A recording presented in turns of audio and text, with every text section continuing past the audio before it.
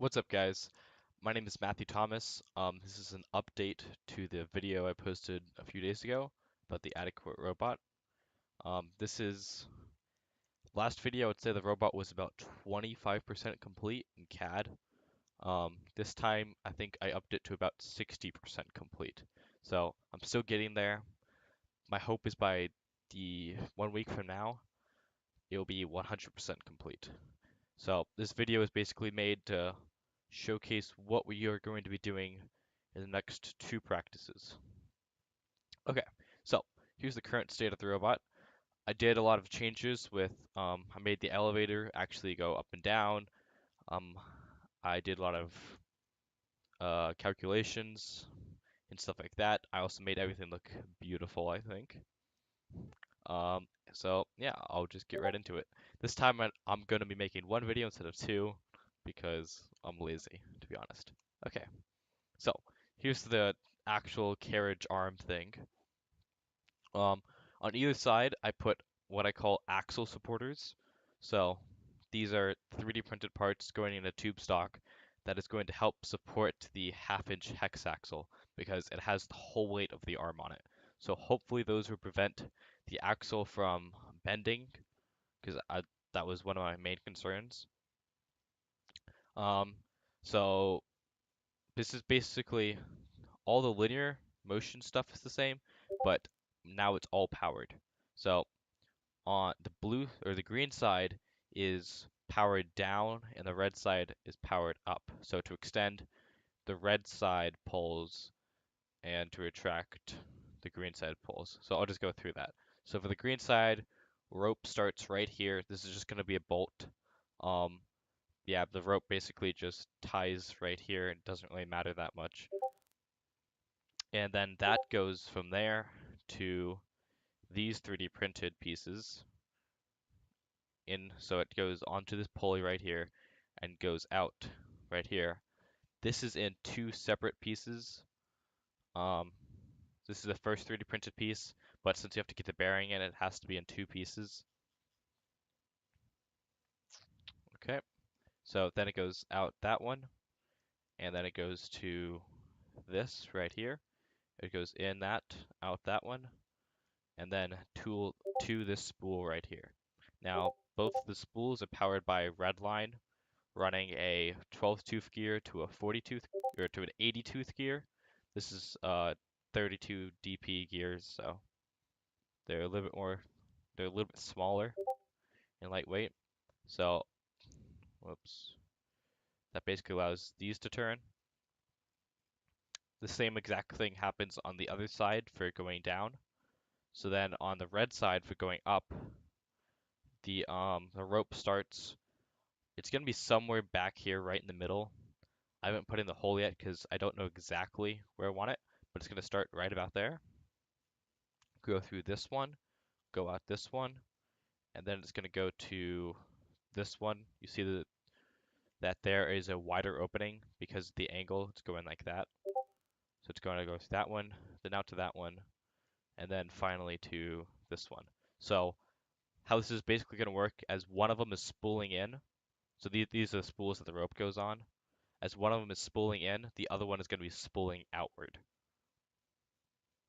You guys can see how that's going to work. Because one's going to be wrapped around this way, the other one's going to be wrapped around the other way. Because this one is coming from right here, and this one is coming from right here.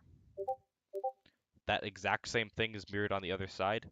Um, yeah, it's basically just flipped. Now to hold these and also to advertise our name a little bit, I made these plates. I think they look pretty cool, but I don't know, other people haven't liked them as much, but whatever. They're not made to be that structural. All they're supposed to do is make sure the axle doesn't move in that direction, and basically create a box. So basically everywhere has a box now. So these linear bearings will definitely stay on the tube stock now. And just to show you how everything is gonna move, that goes back like that, and this piece goes forward like that. And that's full extension right there. Okay, so that is that part. So if we go back to the full robot, I put a cube in just for scale, so that's where the cube is going to be, right in the intake. I changed the gear ratios. I know this gear ratio is backwards right now. This gear should be right here. I should just flip them. Okay, I'll do that later. But yeah, on this side it actually spins. There you go.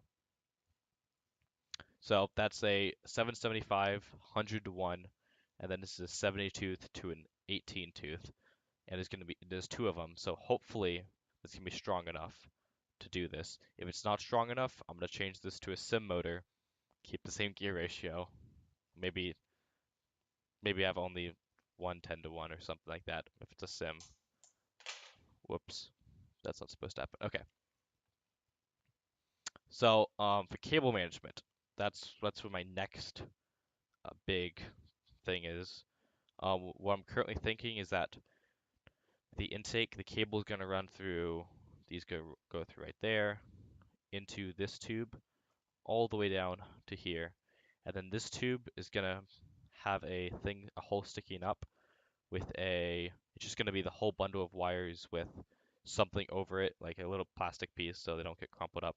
And that piece is going to be probably going to be zip tied from there to there. So when this piece fully extends,